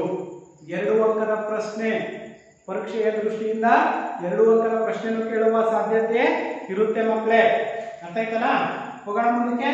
ಎಸ್, ಭಾರತಕ್ಕೆ ಬಂದಂತಹ ಯುರೋಪಿನ ವ್ಯಾಪಾರಿ ಕಂಪನಿಗಳು ಪೋರ್ಚುಗೀಸರು, ಡಚ್ಚರು, ಇಂಗ್ಲಿಷರು ಮತ್ತು ಫ್ರೆಂಚರು. ನಂತರ ಪೋರ್ಚುಗೀಸರು, ಆ 4 ಏನ್ ಕಂಪನಿಗಳು ಬಂದಿದ್ದಾವೆ ಆ 4 ಕಂಪನಿಗಳಲ್ಲಿ ಮೊದಲನೇದಾಗಿರ್ತಕ್ಕಂಥವ್ರು ಪೋರ್ಚುಗೀಸರು. ಹೇಗೆ ಭಾರತಕ್ಕೆ ಬಂದ್ರು, ಅವರು ಏನೆಲ್ಲ ಇಲ್ಲಿ ತಮ್ಮ ವ್ಯಾಪಾರದ ಕೇಂದ್ರಗಳನ್ನ ಹೇಗೆ ಸ್ಥಾಪನೆಯನ್ನ ಮಾಡಿದ್ರು ಅನ್ನೋದನ್ನ ನಾವು ಗಮನಿಸಿದ್ರೆ ಮೊದಲನೇದಾಗಿರ್ತಕ್ಕಂಥವ್ರು ಪೋರ್ಚುಗೀಸರು. ಇನ್ನೊಂದು ಗಮನದಲ್ಲಿ ಇಟ್ಕೊಳ್ಳಿ, ಮೊದಲನೇದಾಗಿ ಭಾರತಕ್ಕೆ ಬಂದಿರತಕ್ಕಂಥವ್ರು ಪೋರ್ಚುಗೀಸರೇ, ಕೊನೆಯದಾಗಿ ಹೋಗಿರ್ತಕ್ಕಂಥವ್ರು ಕೂಡ ಪೋರ್ಚುಗೀಸರೇ ಅಲ್ವಾ? ಹಾಗಾಗಿ ಜಲಮಾರ್ಗದ ಮೂಲಕ ವ್ಯಾಪಾರಕ್ಕಾಗಿ ಬಂದ ಭಾರತಕ್ಕೆ ಬಂದ ಮೊಟ್ಟ ಮೊದಲ ಯುರೋಪಿಯನ್ನರು ಪೋರ್ಚುಗೀಸರು. ಈಗ ಆಲ್ರೆಡಿ ನಮಗೆ ಗೊತ್ತಿದೆ, ಜಲಮಾರ್ಗದ ಮೂಲಕ ಭಾರತಕ್ಕೆ ಬಂದಿರತಕ್ಕಂಥ ಮೊಟ್ಟ ಮೊದಲ ಯುರೋಪಿಯನ್ನರು ಯಾರಪ್ಪ ಅಂತಂದ್ರೆ ಪೋರ್ಚುಗೀಸರು. ಇನ್ನು ಎರಡನೇದು ವಾಸ್ಕೋ ಡಿ ಗಾಮನ ನಂತರ, ವಾಸ್ಕೋ ಡಿ ಗಾಮ ಈಗ ಆಲ್ರೆಡಿ ನಮಗೆ ಗೊತ್ತು ಏನು, 1498ರಲ್ಲಿ ಭಾರತಕ್ಕೆ ಹೊಸ ಜಲಮಾರ್ಗವನ್ನ ಕಂಡುಹಿಡಿದ ಮೊದಲ ಯುರೋಪಿಯನ್ನನು ಅಥವಾ ಪೋರ್ಚುಗೀಸರು. ಹಾಗೆಯೇ ವಾಸ್ಕೋ ಡಿ ಗಾಮನ ನಂತರ ಪೋರ್ಚುಗೀಸರ ಮೊಟ್ಟ ಮೊದಲ ವೈಸರಾಯಾಗಿ ಬಂದಿರತಕ್ಕಂಥವರು ಫ್ರಾನ್ಸಿಸ್ಕೋ ಡಿ ಅಲ್ಮೇಡಾ ಭಾರತಕ್ಕೆ ಬಂದ. ವಾಸ್ಕೋ ಡಿ ಗಾಮನ ನಂತರ ಭಾರತಕ್ಕೆ ಬಂದಿರತಕ್ಕಂತಹ ವೈಸರಾಯ್ ಯಾರು? Francisco de Almeida. ಕ್ಲಿಯರಾ? 2. ಇನ್ನು ಮೂರನೇದು ಭೂಮಿಯ ಮೇಲಿನ ಆಧಿಪತ್ಯಕ್ಕೆ ಬದಲಾಗಿ ಯುರೋಪಿಯನ್ನರು ಏನ್ ಮಾಡಿದ್ರು, ಸಮುದ್ರ ಮೇಲಿನ ಏಕಸ್ವಾಮ್ಯಕ್ಕಾಗಿ ನೌಕಾಶಕ್ತಿಯನ್ನ ಬಲಪಡಿಸುವ ನೀಲಿ ನೀತಿಯನ್ನ ಜಾರಿಗೆ ತಂದ್ರು. ಬರೇ ಭೂಮಿಯ ಮೇಲೆ ಅಧಿಪತ್ಯ ಸ್ಥಾಪನೆ ಮಾಡ್ತಕ್ಕಂಥದ್ದಲ್ಲ. ನೀಲಿ ನೀರಿನ ಕ್ರಾಂತಿ ಅಂದ್ರೇನು? ಸಮುದ್ರಯಾನವನ್ನ, ಸಾಕಷ್ಟು ದೂರದ ಸಮುದ್ರವನ್ನ ನಾವು ವಶಪಡಿಸಬೇಕು. ಸಮುದ್ರಯಾನದ ಮೂಲಕನೂ ಕೂಡ ನಾವು ವ್ಯಾಪಾರ ಸಂಪರ್ಕವನ್ನ, ಆ ಪ್ರದೇಶಗಳನ್ನು ನಾವು ನಮ್ಮ ಹಿಡಿತದಲ್ಲಿ ಇಟ್ಕೋಬೇಕಂತಕ್ಕಂತಹ ಮಹದಾಸೆಯನ್ನು ಹೊಂದಿರತಕ್ಕಂಥವ್ರು ಯಾರಾಗಿದ್ರು? ಪೋರ್ಚುಗೀಸರು.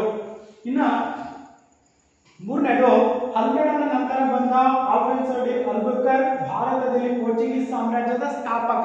ಮತ್ತಿಲ್ಲಿ ಒಂದು ಪ್ರಶ್ನೆ ಕೇಳಬಹುದು ನಿಮಗೆ ಮಕ್ಕಳೇ, ಅರ್ಥ ಆಯ್ತಲ್ಲ?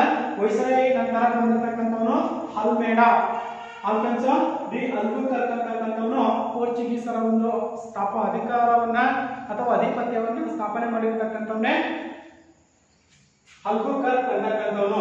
ಇವನು ಸಾಮಾನ್ಯ ಶಕ 1510ರಲ್ಲಿ ಬಿಜಾಪುರ ಸುಲ್ತಾನನಿಂದ ಗೋವೆಯನ್ನು ಗೆದ್ದು ಪೋರ್ಚುಗೀಸರ ಆಡಳಿತ ಕೇಂದ್ರವಾಗಿ ಪರಿವರ್ತಿಸಿದನು. ಅಥವಾ ಅಲ್ಲಿ ತನ್ನ ಅಧಿಕಾರವನ್ನ 1510ರಲ್ಲಿ ಬಿಜಾಪುರ ಸುಲ್ತಾನರಿಂದ ತಮ್ಮ ಪೋರ್ಚುಗೀಸರ ಒಂದು ಕಂಪನಿ ಅಂತಕ್ಕಂಥದ್ದೇನಿದೆ ಅದನ್ನ ವ್ಯಾಪಾರದ ಕೇಂದ್ರವನ್ನ ಸ್ಥಾಪಿಸಿದ. ಹಾಗೇನೆ ಮುಂದೆ 1 ಶತಮಾನ ಕಾಲದವರೆಗೆ ಭಾರತದ ವ್ಯಾಪಾರದ ಮೇಲೆ ಪ್ರಶ್ನಾತೀತ ಏಕಸ್ವಾಮ್ಯವನ್ನು ಹೊಂದಿದ್ದ ಪೋರ್ಚುಗೀಸರು ಡಚ್ ಮತ್ತು ಇಂಗ್ಲಿಷರ ಆಗಮನದ ನಂತರ ರಾಜಕೀಯವಾಗಿ ಕಳೆಗುಂದಿದರು. 1 ಶತಮಾನ ಅಂದ್ರೆ 100 ವರ್ಷಗಳ ಕಾಲ ಪೋರ್ಚುಗೀಸರು ಭಾರತದ ಜೊತೆ ಉತ್ತಮವಾಗಿರ್ತಕ್ಕಂಥ ಶತಮಾನದ ಒಂದು ವ್ಯಾಪಾರ ಸಂಪರ್ಕವನ್ನು ಹೊಂದಿದ್ರು, ವ್ಯಾಪಾರ ಸಂಬಂಧವನ್ನ ಹೊಂದಿದ್ರು. ತದನಂತರ ಏನಾಯ್ತು, ರಾಜಕೀಯವಾಗಿರ್ತಕ್ಕಂಥ ಬದಲಾವಣೆ ಅಂತಕ್ಕಂಥದನ್ನ ಮಾಡ್ತಾ ಬಂತು. ಹೇಗಪ್ಪ ಅಂತಂದ್ರೆ ಇಲ್ಲಿ ಡಚ್ಚರು ಮತ್ತು ಇಂಗ್ಲಿಷರ ಆಗಮನ, ಭಾರತಕ್ಕೆ ಪೋರ್ಚುಗೀಸರ ನಂತರ ಡಚ್ಚರು ಬಂದ್ರು ಮತ್ತು ಇಂಗ್ಲಿಷರು ಬಂದ್ರು. ಹಾಗಾಗಿ ಏನಾಯ್ತು, ಇವರ ಒಂದು ಆಡಳಿತ ವ್ಯವಸ್ಥೆ ಅಂತಕ್ಕಂಥದ್ದು ಕುಂಠಿತವಾಯಿತು. ಯಾರು? ಪೋರ್ಚುಗೀಸರು. ಈ ರೀತಿಯಾಗಿ ತಮ್ಮ ಆಧಿಪತ್ಯವನ್ನ ಭಾರತದಲ್ಲಿ ಪೋರ್ಚುಗೀಸರು ಕಳ್ಕೋಬೇಕಾಯಿತು. ಯಾರ ಆಗಮನದಿಂದ? ಡಚ್ಚರು ಮತ್ತು ಇಂಗ್ಲಿಷರ ಆಗಮನದಿಂದ ತಮ್ಮ ಆಧಿಪತ್ಯವನ್ನು ಭಾರತದಲ್ಲಿ ಅವರು ಕಳೆದುಕೊಳ್ಳಬೇಕಾಯಿತು. ಇಷ್ಟು ಪೋರ್ಚುಗೀಸರು. ಇನ್ನ ಎರಡನೇದಾಗಿರ್ತಕ್ಕಂಥದ್ದು ಯುರೋಪಿಯನ್ನರಲ್ಲಿ ಡಚ್ಚರು. ಪೋರ್ಚುಗೀಸರು ಮೊದಲು ಬಂದ್ರು, ತದನಂತರ ಬಂದಿರತಕ್ಕಂಥವ್ರು ಯಾರು? ಡಚ್ಚರು. ಹಾಲೆಂಡ್ ಅಥವಾ ನೆದರ್ಲ್ಯಾಂಡಿನ ದೇಶದವರು. ಡಚ್ಚರು ಅಂತಕ್ಕಂಥವ್ರು ಯಾವ ಯುರೋಪಿನ ದೇಶದವರಾಗಿದ್ರು?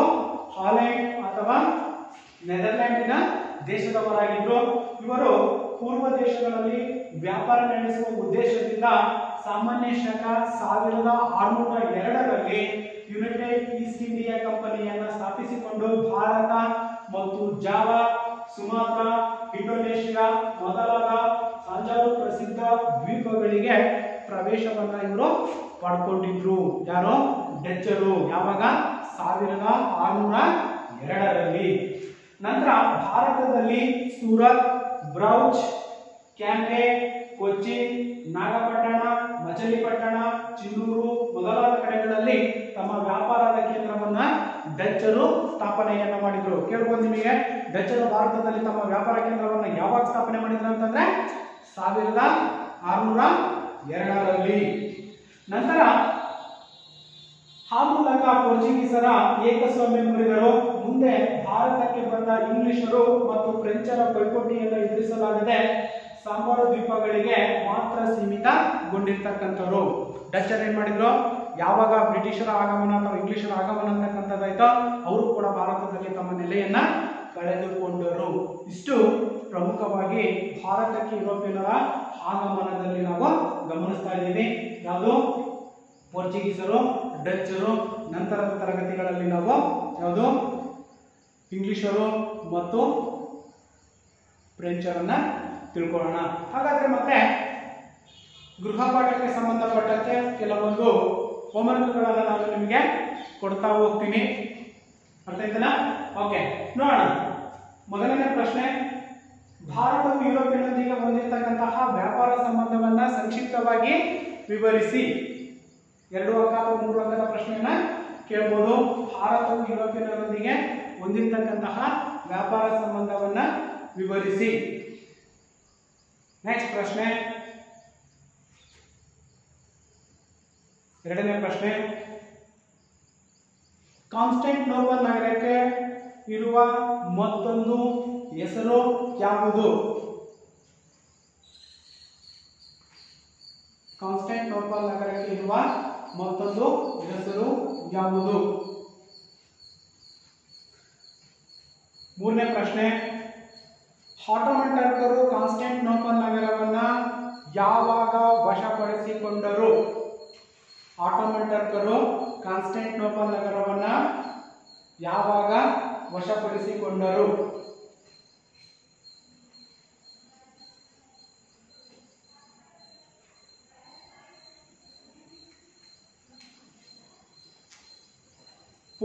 ಪೋರ್ಚುಗೀಸರ ನೆಕ್ಸ್ಟ್ ಪ್ರಶ್ನೆ, ಪೋರ್ಚುಗೀಸರ ವೈಜ್ಞಾನಿಕ ಆವಿಷ್ಕಾರಗಳು ಯಾವುವು? ಪೋರ್ಚುಗೀಸರ ವೈಜ್ಞಾನಿಕ ಆವಿಷ್ಕಾರಗಳು ಯಾವುವು? ನೆಕ್ಸ್ಟ್ ಪ್ರಶ್ನೆ, ಮುಂದಿನ ಪ್ರಶ್ನೆ, ಸಮುದ್ರಯಾನವನ್ನು ಪ್ರೋತ್ಸಾಹಿಸಿದ ಮೊದಲ ದೇಶ ಯಾವುದು? ಸಮುದ್ರಯಾನವನ್ನು ಪ್ರೋತ್ಸಾಹಿಸಿದ ಮೊದಲ ದೇಶ ಯಾವುದು?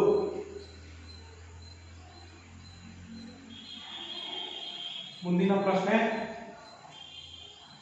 ಭಾರತಕ್ಕೆ ಹೊಸ ಜಲಮಾರ್ಗ ಕಂಡುಹಿಡಿದ ನಾವಿಕ ಯಾರು ಮತ್ತು ಯಾವಾಗ?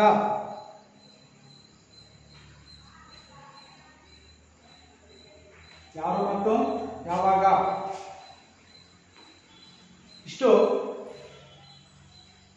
ಗೃಹಪಾಠಕ್ಕೆ ಸಂಬಂಧಪಟ್ಟಂತೆ ವಂದನೆಗಳು.